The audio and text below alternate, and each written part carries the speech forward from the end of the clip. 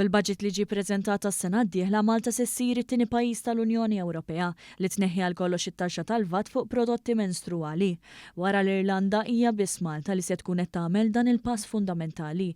Deskritt mill-preżentatriċi u fundatriċi tal-proġett Trudy Kerr bħala aħbar fantastika. This is the most incredible news. It's fantastic that we now have no tax, no VAT on menstrual products. It's good news for Malta, it's good news for women everywhere. Fil-manifest elettorali tiegħu il-Partit Laburista kien wieħed it-tnaqqis tat-taxxa fuq prodotti sanitarji tan-nisa.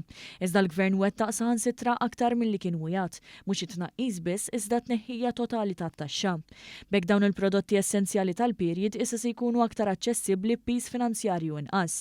Din hija miżura oħra tal-Budget favur il-ġustizzja soċjali u li tkompli ssaħħaħ il-pożizzjoni ta' Malta fuq il-mappa tal-ugwaljanza. Kif spjegat tajjeb Trudy Kerr waqt il-programm bil-fatti fuq One. And the very fact that this is now at the forefront and that Malta is one of just two EU states that's abolished this VAT completely really puts us on the map with regards to these conversations.